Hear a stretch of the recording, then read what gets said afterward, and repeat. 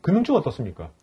금융 쪽 같은 경우는 최근에 이제 핀테크 회사들이 이제 많이 이제 시장에 진출을 하게 되면서 좀 더 이제 클라우드나 아까 얘기한 AI, 빅데이터 이런 부분을 이제 더 많이 활용하는 사례가 이제 나오고 있고요. 기존에 이제 전통적으로 약간 보수적인 이제 금융 그 고객들이 네. 조금씩 이제 어떻게 보면은 문을 열어서 레가시 환경에서 이제 클라우드 환경으로 좀 많이 접근하는 그런 추세로 보고 있습니다. 네.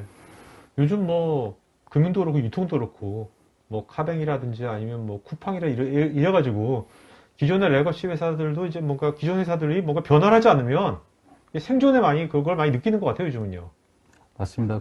최근에 보면은 이제 주식도 그렇고, 그러니까 소비자들한테 많이 밀접하게 지금 다가다 보니까 그런 면에서 봤을 때 이제 인프라나 어떤 IT적인 그런 부분들이 약간 유연하지 않으면은 약간 이제 도태될 수 있는 분위기가 있어가지고 그런 부분에 신기술들을 많이 이제 적용하려고 하는 그런 경향이 보이고 있습니다. 어떻습니까? 이게 금융 쪽에 있는 그 IT 인력들이 예전에는 10년 전만 하더라도 그냥 SI나 아니면 다른 데한테 많이 외주를 줬거든요. 네. 요즘도 그런지 아니면 지금 말씀하신 신규 어떤 비즈니스 이런 것들을 자체 내에서 뭔가 뭐 협업을 하더라도 자체 내에서 뭔가 또 개발하기도 하는지 어떤가요?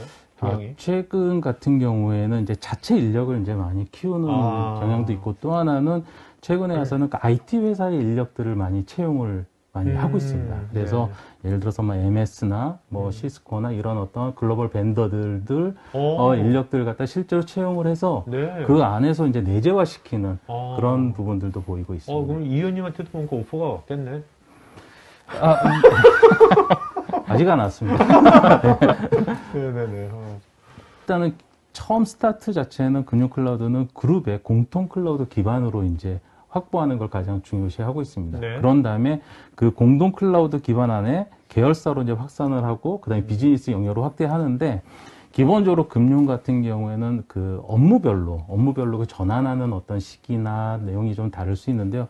일반적으로 계정계 같은 코어 쪽 같은 경우에는 아직은 가상화해서 프라이빗 클라우드 형태로만 이제 구성이 되는 이제 확대를 하지 않고 아직은 안정성 가지고 이제 그 시스템을 갖다 구축을 하는데 최근에 와서는 그 카카오뱅크나 일부 핀테크 회사들은 바로 계정계를 갖다가 클라우드 형태로 전환시키는 경우가 굉장히 많이 보이고 있고요. 옛날에 계정계 몇십 년 전마다 계정계는 다 뭐 20년 전마다 다 메인프레임 썼는데 그렇죠. 지금 메인프레임은 지금 유닉스인가요? 지금은 그러면? 그렇죠. 근데 그것도 지금 거의 메인프레임을 쓰고 있는 운영은 거의 없고요. 최근에 이제 유닉스에서 이제 X86으로 그러니까 U2L로 이제 많이 전환하는 추세고요. 그리고 이제 정보계나 그다음에 비대면 즉 채널계 쪽 그다음에 코어 인터넷 뱅킹 쪽은 이제 프라이빗 클라우드로 이제 구축을 하는 형태로 가고 있습니다.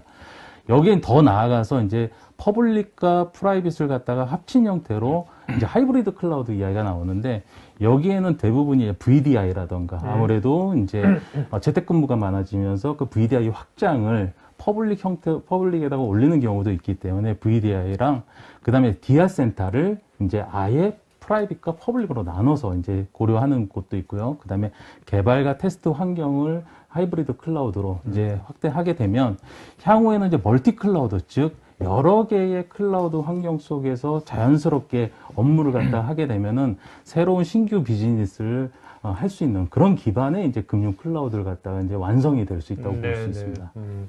자, 근데 여기 그 아까 맨 처음에 말씀하신 그룹 공통 클라우드라는 거 있지 않습니까? 네. 저게 어떤 개념입니까? 그룹 공통 클라우드?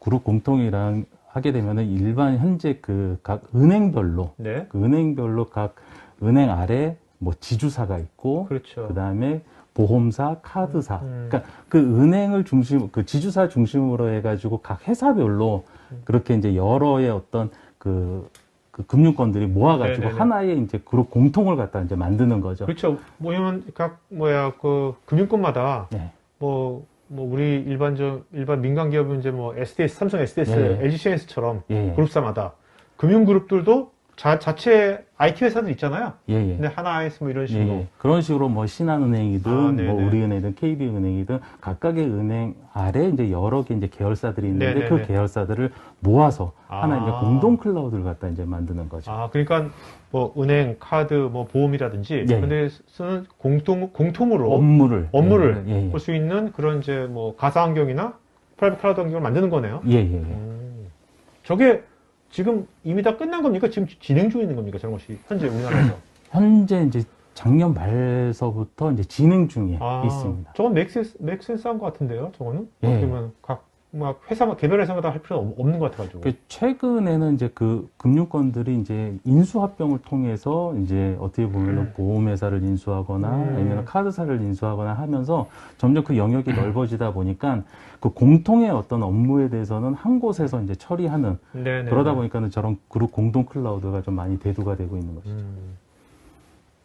이 금융 쪽 같은 경우는 아까 이제 말씀드린 형태로 사례 자체가 신규 사업에 대한 부분에 있어가지고 인프라를 적게 제공할 수 있는 어떤 인프라가 이제 필요했고 또 하나는 기존의 이제 인프라 자체가 이제 노후화되는 그런 부분들이 이제 교체 시기가 되었기 때문에 이제 교체를 하는데 이런 것들이 이제 각사별로 이제 흩어져 있는 것들을 이제 하나로 모아서 거기서 이제 어떻게 보면 공통된 업무를 하기 위한 어떤 공통의 어떤 인프라, 공통 클라우드를 갖다가 이제 구축하려고 했던 목표가 있었고요. 또 하나는 향후에 어떤 이 인프라를 운영하기 위한 그 역량, 그 인력들의 어떤 역량을 갖다 확보하는 것도 이번 기회에 어떻게 보면은 굉장히 중요한 이슈가 되기 때문에 그런 부분에 이제 좀, 목표를 좀 삼았고요. 그 다음에, 이런 것들을 갖다 해결하기 위해서는 물론 이제 금융 같은 경우에는 안정성이 가장 보장이 돼야 되기 때문에, 특히 저희 같은 경우에는 이제 스토리지로 오랫동안 안정성으로 검증된 이제 회사다 보니까는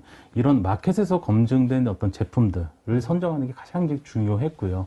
그래서 거기에 이제 BMT나 뭐 POC 이런 과정들을 거쳐서 제품이 선정하는 게 가장 중요했고, 그 다음에 확장성과 이제 고성능 기반의 어떤 그런 클라우드 장비를 아키텍처를 갖다 구축을 해야 되기 때문에 거기에 적합한 업체 선정하는 것도 굉장히 중요한 이슈였고요.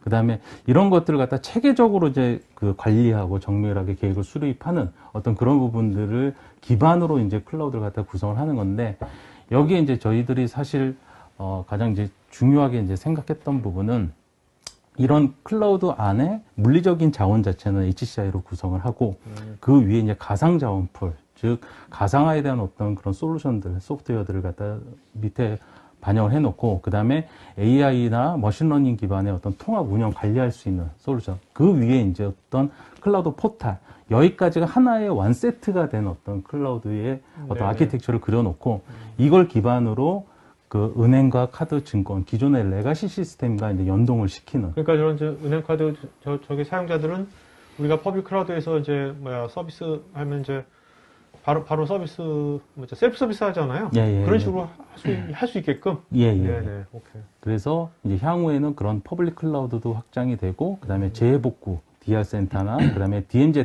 영역까지도 확산하고 연계하는 형태로 하기 위한 가장 기본적인, 금융에서 가장 기본적인 형태의 클라우드를 갖다 구축한 사례로 보면 될 것 같습니다. 정말 이 금융사의 이런 금융사 그룹의 그룹 공동 클라우드는 굉장히 필연적일 것 같은데요. 비용 절감도 되고, 그렇죠. 어떤 비즈니스의 어떤 유연성도, 신속성도 담보할 수 있는 거고. 네.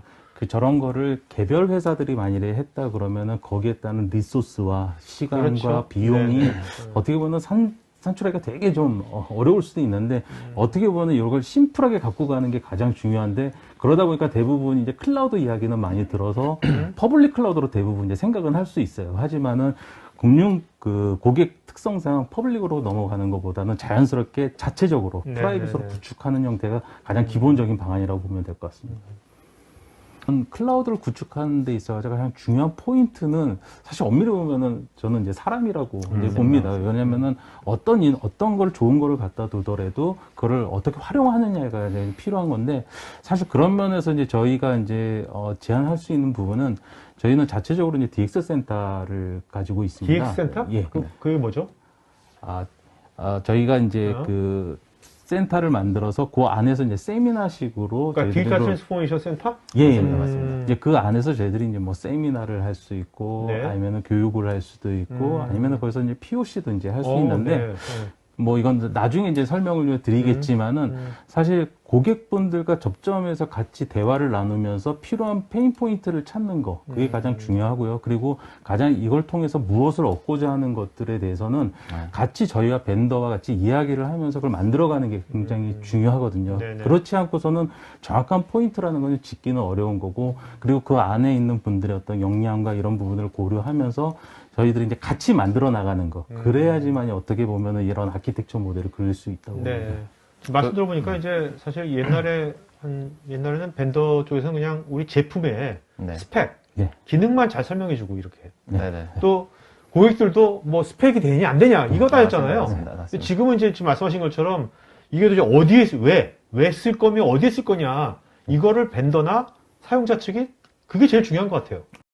이 영상이 마음에 드시면 좋아요, 구독 부탁드립니다.